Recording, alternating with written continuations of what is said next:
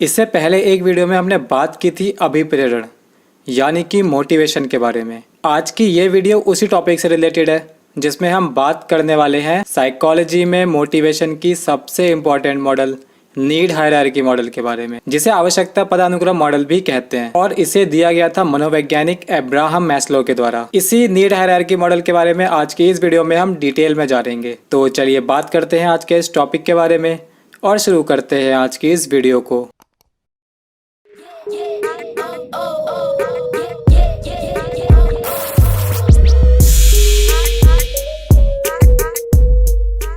इस सिद्धांत को मानवतावादी सिद्धांत के नाम से भी जाना जाता है। मैस्लो ने इंसान की आवश्यकताओं को 5 भागों में बांटा है। इस मॉडल को नीचे से ऊपर की साइड देखिए। Physiological needs, safety needs, belonging and love needs, esteem needs और सेल्फ एक्चुअलाइजेशन नीड। इंसान की पूरी लाइफ इन 5 तरह की नीड्स को पूरा करने में ही निकल जाती है। एक्चुअली इन 4 नीड्स को पूरा करने में निकल जाती है, क्योंकि बहुत रेयर चांसेस होते हैं कि कोई इंसान 5वीं नीड सेल्फ एक्चुअलाइजेशन तक पहुंच पाए। आइए इन नीड्स को थोड़ा डिटेल में समझते हैं।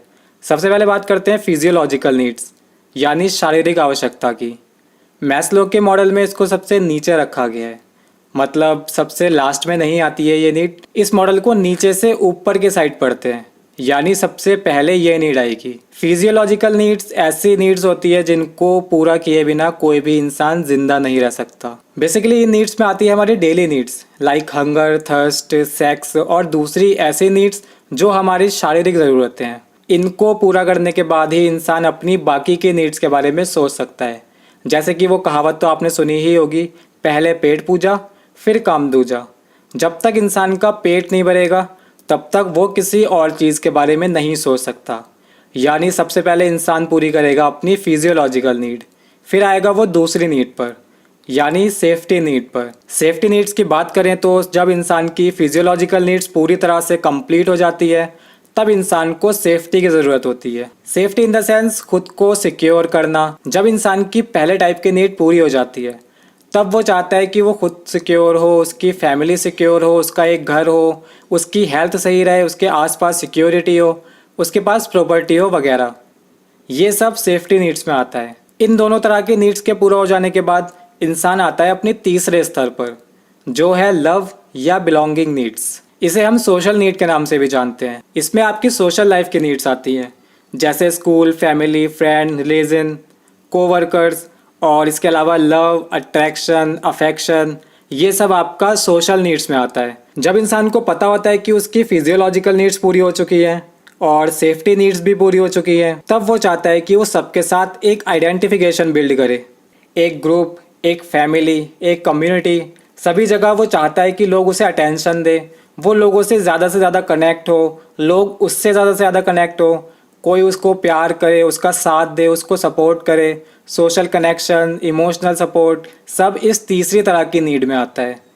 इस नीड के पूरा होने के बाद आती है हमारी चौथी नीड, एस्टीम नीड यानी सम्मान की आवश्यकता। अब इंसान के पास खाना भी है, घर भी है, सिक्योर भी हो गया, प्यार भी मिल गया। अब वो चाहता है कि लोग उसका सम्मान करें, उसकी एक आइडेंटिटी हो, सोसाइटी में उसको वैल्यू मिले, उसकी रिस्पेक्ट हो। इस एस्टीम में भी 2 फैक्टर्स होते हैं, इंटरनल और एक्सटर्नल। इंटरनल एस्टीम यानी सेल्फ रिस्पेक्ट, अचीवमेंट, पावर वगैरह, और एक्सटर्नल एस्टीम में आएंगे आपके रिकॉग्निशन और अच्छा स्टेटस। तो बेसिकली एस्टीम नीड में वो चाहेगा कि लोग उसकी रिस्पेक्ट करें, उसकी बात सुने, उसको एक अच्छी पहचान मिले सोसाइटी में। यह आएगा आपका एस्टीम नीड में। इसके बाद अब आते हैं इस मॉडल की हाईएस्ट नीड पर, जो है सेल्फ एक्चुअलाइजेशन। मैस्लो पहले ऐसे साइकोलॉजिस्ट थे जिन्होंने सेल्फ एक्चुअलाइजेशन को इम्पॉर्टेंट मोटिव में शामिल किया था। ये एक ऐसा स्तर है जहां सभी लोग नहीं पहुंच पाते, यानी मोस्टली लोग अपनी लाइफ में 4 लेवल की नीड्स को ही पूरा कर पाते हैं। बहुत ही ज़्यादा रेयर चांस होता है कि वो सेल्फ एक्चुअलाइजेशन तक पहुंच पाएँ, इसीलिए इसको मॉडल के टॉप पे रखा गया है। अब बात करें कि सेल्फ एक्चुअलाइजेशन होता क्या है, तो ये एक काफ़ी कॉम्प्लिकेटेड टर्म है जिसका काफ़ी कम यूज़ किया जाता है। सिंपल वर्ड्स में इसको समझें तो इसका मतलब होता है अपने अंदर की पर्सनैलिटी को समझना और उसे ज़्यादा से ज़्यादा डेवलप करना, अपनी इंटरनल पावर्स को समझना, अपने पोटेंशियल को सही तरह से समझ पाना।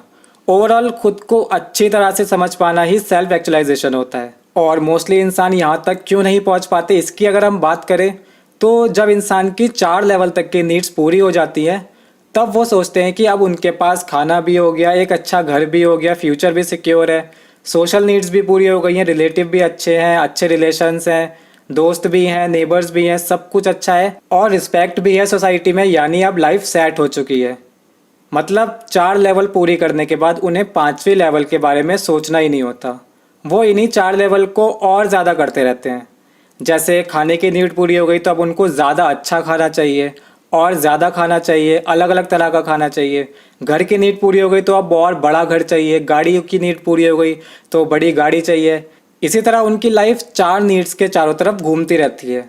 किसी का ध्यान 5वीं नीड सेल्फ एक्चुअलाइजेशन की तरफ जाता ही नहीं है और इसी वजह से इसको रेयर माना जाता है। जो लोग सेल्फ एक्चुअलाइजेशन लेवल पे पहुंच जाते हैं उनके अंदर से डर, लालच, पैसे की मोह माया ये सब बिल्कुल ख़त्म हो चुके होते हैं और वो इंसान खुद के पोटेंशियल को पहचानने में लग जाते हैं और उनमें ये नीड पैदा हो जाती है कि उन्हें कुछ ऐसा करना है जो बाकी किसी ने नहीं किया, कुछ ऐसा जिससे सब लोग उसके नाम से उसे हमेशा याद रखें, कुछ ऐसा जिससे उनकी एक अलग पहचान बन जाए। और ऐसे लोगों को आप जानते हैं, यानी जिन लोगों के नाम आपको याद हैं, वो एक यूनिक पर्सनैलिटी है, वो भी सेल्फ एक्चुअलाइजेशन की लेवल पे पहुंच चुके हैं। तो इन 5 नीड्स को 2 कैटेगरी में डिवाइड किया जाता है, फिजियोलॉजिकल और सेफ्टी नीड्स को लोअर लेवल में रखा जाता है और बाकी की 3 नीड्स को अपर लेवल में रखा जाता है। तो ये थी मैस्लो की नीड हायरार्की थ्योरी, जिसमें हमने देखा कि इंसान पहले अपनी पहली लेवल की नीड पूरी करता है, उसके बाद वो सेकंड लेवल पे जाता है, सेकंड लेवल की नीड पूरी करने के बाद वो थर्ड लेवल पे पहुंचता है।